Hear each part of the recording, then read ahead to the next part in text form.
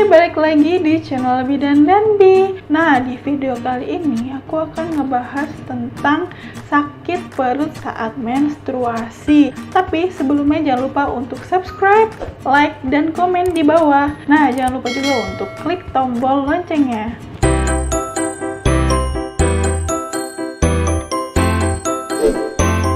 Nggak sih kalian sakit perut banget pas lagi hari-hari pertama mens? Nah, sakit perut bagian bawah ini apakah merupakan satu tanda dari penyakit tertentu atau proses alami yang wajar dialami wanita saat awal-awal menstruasi? Nah, kapan normal dan kapan harus diwaspadai? Jadi tonton sampai selesai, oke? Apa sih menstruasi itu? Nah, menstruasi itu adalah proses meluruhnya pembuluh darah di dinding rahim yang dipersiapkan untuk kehamilan bila terjadi pembuahan. Pas menstruasi, dinding dalam rahim akan mengelupas, mengeluarkan darah yang turun melalui vagina. Nah, dia akan meluruh pelan-pelan karena nggak terjadi kehamilan, karena tidak ada pembuahan. Tadinya darah ini merupakan salah satu sumber nutrisi untuk si janin bila terjadi kehamilan. Tapi kan tidak ada pembuahan dan tidak terjadi kehamilan, maka dinding rahim akan meluruh dan mengakibatkan terjadinya menstruasi. Nah, setelah darah luruh dari dinding rahim, maka supaya dia keluar dengan lancar, si rahim akan berkontraksi untuk membantu darah untuk turun. Kontraksi rahim yang terus-menerus ini mengakibatkan pembuluh darah di rahim terjepit, yang akibatnya sebagian pasokan oksigen dan nutrisi itu turun, sehingga menimbulkan rasa nyeri. Nah, ditambah lagi adanya kandungan prostaglandin yang bikin rasa nyeri itu semakin sakit. Kondisi ini dalam bahasa medis disebut dysmenor atau pramenstruasi. Seringkali dysmenor ini terjadi di wanita-wanita yang belum pernah melahirkan. Jadi baik remaja atau wanita 20 tahunan selama belum pernah melahirkan, rasa nyeri ini seringkali lebih berat dibanding dengan wanita yang sudah pernah melahirkan. Bahkan ada juga yang disertai dengan gejala-gejala seperti mual, muntah, pusing, gak enak badan. Itu semua dalam batas wajar selama nggak berlebihan dan nggak mengganggu aktivitas kita. Oke, ini beberapa tips yang bisa kalian lakukan untuk mengatasi rasa mules atau dysmenor ini, yaitu pertama dengan cara tradisional. Ya, pasti kalian sering lakuin ini kan, yaitu dengan botol dimasukin air hangat terus diguling-gulingin deh di perut kalian. Yang kedua, olahraga secara teratur. Ini harus dijadiin kebiasaan ya, karena nggak bisa kalau pas lagi mens baru olahraga. Ini justru dilakuin sebelum mens. Olahraga ini akan membantu otot panggul aktif bergerak, meningkatkan aliran darah ke daerah tersebut, sehingga rasa nyeri pun tidak terlalu besar, jadi nggak terlalu berasa. Tapi ingat, olahraga ini harus jadiin kebiasaan, jadi bukan untuk obat atau terapi pas lagi menstruasi aja. Yang ketiga, perbanyak makan sayur dan buah. Kurangi makanan yang tinggi lemak, terlalu asin, terlalu manis. Jadi tubuh kita juga mengalami perubahan fisik menjelang menstruasi, seperti gampang begah, gampang kembung, terus berat badan naik. Itu semua dapat diperparah oleh makanan yang kita makan. Contohnya, kalau kita makan makanan yang asin, nah itu garam memiliki sifat water retention, artinya dia akan menarik air dari lingkungan sekitarnya.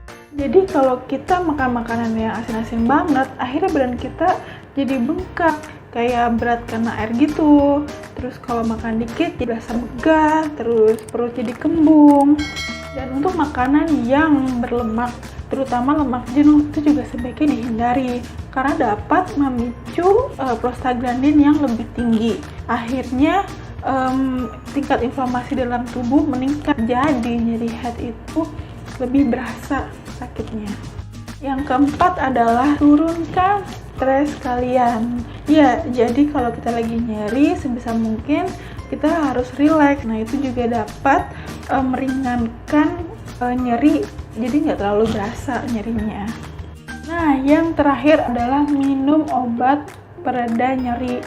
Ini untuk yang nggak tahan sama nyerinya, karena setiap orang tuh beda-beda untuk menahan rasa sakitnya, dan setiap orang juga nyerinya itu beda-beda. Itu kalian bisa minum obat pereda nyeri atau anti nyeri. Biasanya untuk mens itu acetaminophen, tapi dengan dosis dan aturan pakai. Tapi ini jadi pilihan yang terakhir ya, kalau nyeri kalian itu benar-benar nggak bisa ditahan. Nah, jadi coba dulu pakai yang alami-alami. Kalau nyerinya itu nggak hilang atau nggak berkurang atau masih benar-benar nggak tahan, baru coba pakai obat. Oke, jadi intinya nyeri perut saat haid itu wajar dialami semua wanita, terutama yang belum pernah melahirkan. Tapi ada juga loh nyeri haid yang merupakan gejala atau tanda dari suatu penyakit tertentu. Nah, kapan kalian harus khawatir, kapan kalian harus waspada? Pertama, nyeri setiap hari sepanjang haid, bahkan sampai nggak bisa beraktivitas, sampai pingsan, sampai cuma di atas kasur doang, sampai nggak bisa ngapa-ngapain.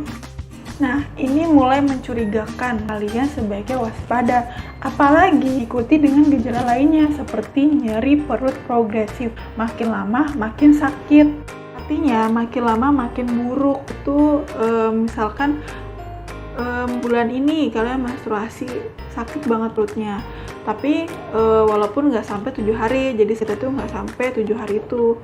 Nah, terus bulan besoknya sakitnya itu ada lagi, tapi lebih sakit. Nah, terus bulan depannya lagi ada lagi, tapi lebih sakit lagi. Nah, jadi setiap maju tuh kita setiap bulan berikutnya intensitas nyerinya itu semakin lama makin meningkat. Nah, ini juga bisa menjadi tanda tanya, karena ini merupakan gejala atau tanda dari penyakit-penyakit yang lebih serius di kandungan kita. Jadi, ini harus dikonsultasikan ke dokter kandungan. Tanda lain yang perlu diwaspadai adalah perut semakin membesar. Jadi, seiring kalian makin nyeri, makin bulan makin nyeri, makin bulan juga perut kalian itu membesar. Nah, ini juga harus dicek, karena takutnya ada kista yang menempel, yang nggak bisa keluar, sehingga membuat perutnya itu semakin lama semakin besar. Nah, yang keempat, adanya perdarahan di antara siklus menstruasi.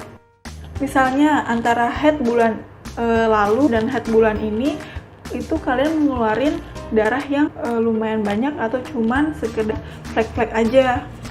Ini juga perlu diobservasi dan diamati ya.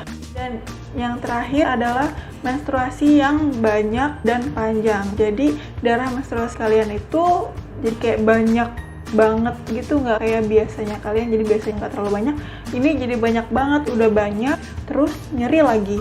Jadi kalau kalian mengalami gejala-gejala yang tadi aku sebutin tadi, itu kalian mesti waspada dan sebaiknya langsung cek ke dokter, karena hal-hal tadi bisa jadi adalah tanda dari suatu penyakit seperti endometriosis, adenomyosis, uterine fibroids, PID atau pelvic inflammatory disease, dan lain sebagainya.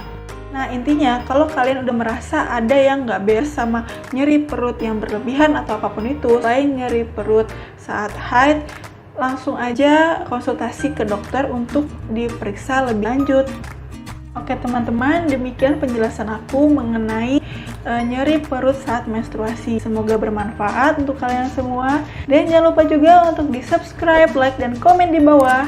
Dan di-share ke teman-teman kalian semuanya.